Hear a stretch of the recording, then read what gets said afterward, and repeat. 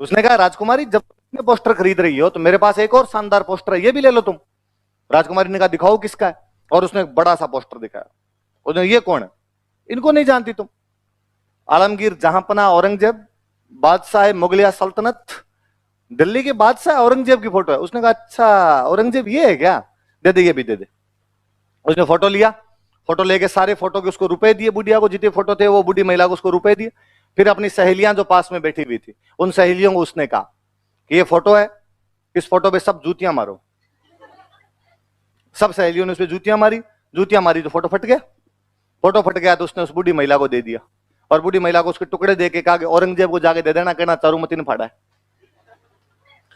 बुढ़िया दिल्ली गई, दिल्ली जाके उसने औरंगजेब को कहा कि साहब ये आपका फोटो है, चिंदी चिंदी कर दी इसकी। किसने?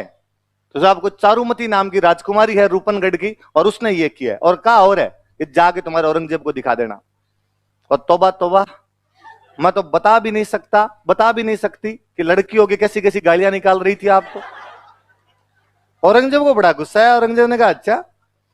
औरंगजेब ने हाथों हाथ रूपनगढ़ के लैंडलाइन पर फोन किया कि मैं इतनी तारीख को चारूमती से ब्याह करने के लिए आऊंगा। रूपनगढ़ वालों की क्या औकात की औरंगजेब को मना करते हैं। औरंगजेब को मना करो, 2 मिनट में ईंटें उखाड़ के रख दिया। उन्होंने कहा साहब आओ, उससे 2 दिन पहले मिस कॉल करना, हलवाई बिठा लेंगे, और तो क्या ही करें। ये बात चारूमती को पता चली कि मेरी शादी किससे करने जा रहे हैं, औरंगजेब। उसने अपने भैया को, पापा को मना किया कि ना मैं औरंगजेब से शादी नहीं करूंगी। और तुम किससे पूछ के मेरी शादी औरंगजेब से कर रहे हो? भैया ने कहा तू किससे पूछ के पोस्टर फाड़ रही थी? तेरे चक्कर में कांड हुआ है।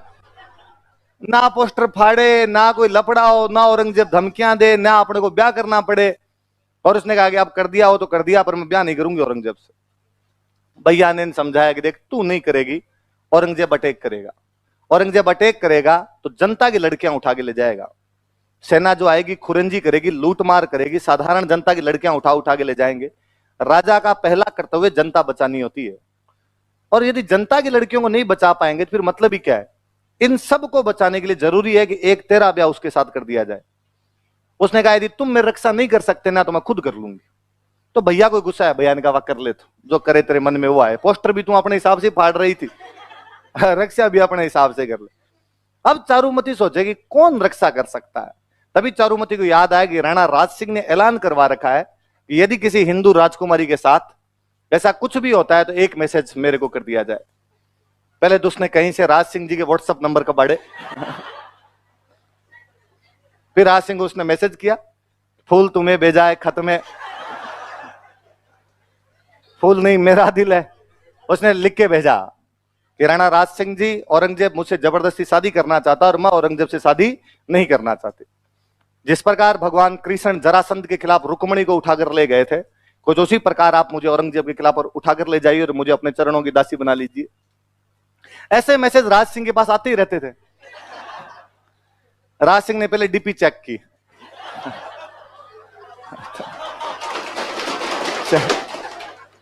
लगा कि ठीक। राज सिंह ने वापस भेजा थम्स अप। राज सिंह ने कहा कि शादी वाला कार्ड भेज दो, चाक भात लगन किस तारीख को है, औरंगजेब की बारात आएगी उससे पहले पहले अपने आ जाएंगे। अब राज सिंह ने औरंगजेब के पास मैसेज किया कि भाई औरंगजेब इधर अपने जाएंगे देख। उससे थोड़े दिन पहले मैंने एक जगह बताई, जीलवाड़ा, जीलवाड़ा, उस जीलवाड़ा के पास में एक जगह पड़ती है रूपनगर। कौन सी जगह है? वहां की राजकुमारी थी चंचल कुमारी। उस चंचल कुमारी से भी औरंगजेब ब्याह करना चाहता था। राज सिंह पहले जाके करके आ गया, तो औरंगजेब बिफर गया। औरंगजेब ने कहा ये क्या तरीका हुआ, वहां भी तू यहां भी भाई भाई कोई मिल बांट के करते हैं।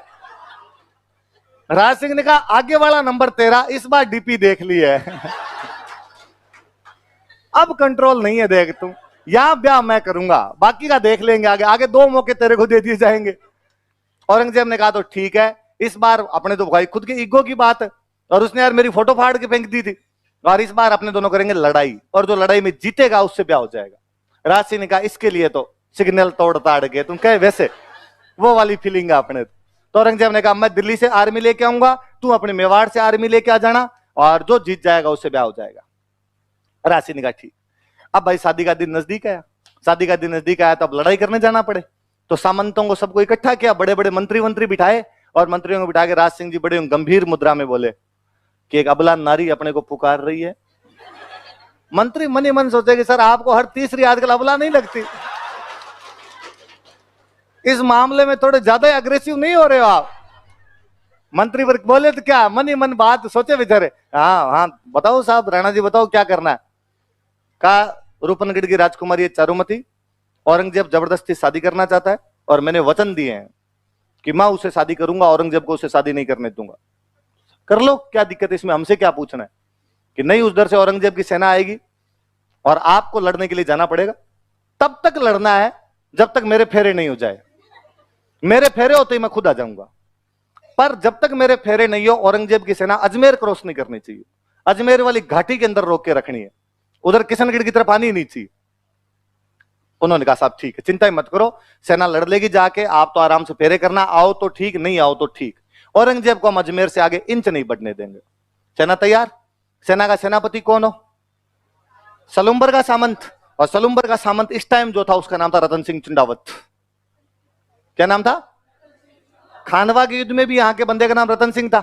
अब कोई दूसरा रतन सिंह रहा होगा, 3-4 पीढ़ी बाद में नाम वापस आ जाया करते थे। रतन सिंह चुंडावत नाम का कोई लड़का था, वो सलुम्बर का सामंत बना हुआ। उसके पास मैसेज किया गया कि साहब आपको कल सुबह सलुम्बर की सेना लेके अजमेर जाना है, क्योंकि हरावल में तो कौन रहे, सलुम्बर रहे, तो आपको सलुम्बर की सेना लेके जाना है। तब तक अजमेर में घाटी के अंदर औरंगजेब को रोक के रखना जब तक कि राज सिंह जी रूपनगढ़ के अंदर अपनी शादी ना कर ले। जिस दिन रतन सिंह के पास ये मैसेज शाम को पहुंचा था कि कल आपको जाना है, उस दिन में खुद रतन सिंह का ब्याह हुआ था। इस रतन सिंह की शादी खुद की उस दिन हुई थी। ऐसे मैसेज आज दिन तक 2 ही लोगों के पास गए हैं, या तो रतन सिंह के पास या सुनील शेट्टी के पास। बॉर्डर मूवी में सुनील शेट्टी के पास गया था।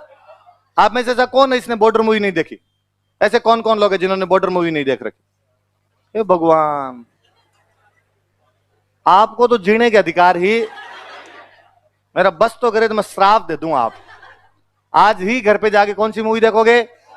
जिन्होंने देख रखी है उसका रिवीजन करो। अरे बॉर्डर कल्ट मूवी है भाई इंडियन सिनेमा की, वो नहीं देखी तो क्या देखी? पहले हमारे छोटे शहरों में तो वैसे लगा करती थी, दर्शकों की मांग पर एक बार फिर से 3 दिन के लिए बॉर्डर दिखाई जाएगी ना। वो साइकिल वाला घूमता था संदेश से आते हुए गाता हुआ, तो बॉर्डर मूवी वो है भाई, बॉर्डर देखनी है। तो या सुनील शेट्टी के पास मैसेज आया था या रतन सिंह के पास मैसेज। रतन सिंह ने जैसे मैसेज पढ़ा कि कल सुबह आपको युद्ध करने के लिए अजमेर जाना है, रतन सिंह ने कहा आपने तो आज जाए कल जाए। राणा जी की डेली ब्याह ही होते हैं, मेरा तो एक बार हुआ है। जब उसकी रानी जो थी, जो रतन सिंह था उसकी रानी थी, बूंदी की हाड़ी रानी थी, सहल कंवर। क्या नाम था? बूंदी की थी। कहां की थी? और बूंदी में मैंने बताया था हाड़ा होते थे, तो हाड़ी रानियां हुआ करती थी। उसको बेचारी को पता चला, उस सहल कंवर को पता चला भाई मेरे पति जो सेनापति है उनके पास ये मैसेज आया है कि लड़ने के लिए अजमेर जाओ और मेरे पति मना कर रहे हैं। तो उसने समझाया रतन सिंह कि आपको ऐसे नहीं करना चाहिए, आप मेवाड़ के सेनापति हो और आप सलुम्बर के सामंत, और सलुम्बर वालों को ये ड्यूटी इसलिए मिली, ये राइट, ड्यूटी भी क्या कहा जाए, राइट, सबसे आगे लड़ने का, सेनापति बनने का इसलिए मिला क्योंकि आपके फोर फादर चुंडा ने कभी प्रतिज्ञा की थी कि वो राजा नहीं बनेगा बल्कि अपने सौतेले भाई को राजा बनेगा, और वो हमेशा मेवाड़ की सेना का क्या रहेगा, सेना। पीढ़ियों से ये परंपरा को आपके बढ़ के निभाते आए हैं, आप इस प्रकार मना नहीं कर सकते, आपको लड़ने के लिए जाना चाहिए। राणा जी ने जब संदेश भेजा है, आप राणा जी के संदेश को मना कैसे कर सकते हो? उसने कहा तू नहीं समझती, राणा जी के डेली ब्याह आते हैं, राणा जी अपने ब्याह के चक्कर में लोगों की सुहागरात कैसे खराब कर सकते हैं? राणा जी को भी तो कुछ सोचना चाहिए। मेरा आज ब्याह हुआ है, पर उस बेचारे ने खूब समझाया उनको और उसको कहा कि भाई यदि तुम नहीं जाओगे तो तुमसे सेनापति का अधिकार छीन लिया जाएगा। तुम्हारी जो आने वाली पीढ़ियां होगी वो इस बात पर थू थू करेगी कि हमारा एक दादा परदादा इतना निबड़ा निकल गया था कि युद्ध लड़ने के लिए नहीं गया लुगाई के चक्कर में, इस चक्कर में हमसे जो सेनापति का अधिकार था वो छीन लिया।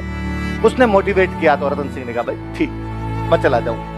दूसरे दिन सुबह सुबह घोड़े वोड़े तैयार किए, सेना वेना तैयार की, घोड़े लेके रतन सिंह जी जा रहे, बैकग्राउंड में वापस म्यूजिक चले, जाते हुए लम्हों जरा ठहरो।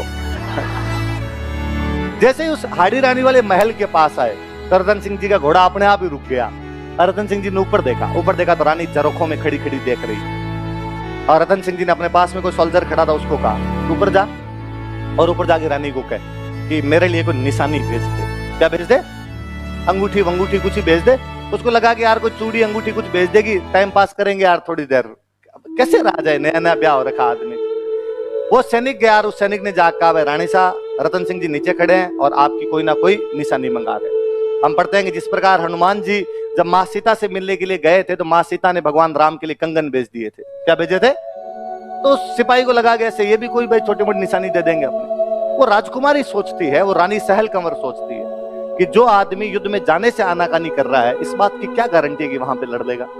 और यदि वहां पे ना लड़ पाया और वापस आ गया तो आने वाली पीढ़ियां इस बात के लिए मुझे धिक्कारेगी और कहेगी कि एक युवती की सुंदरता की वजह से उसका पति युद्ध नहीं लड़ पाया था।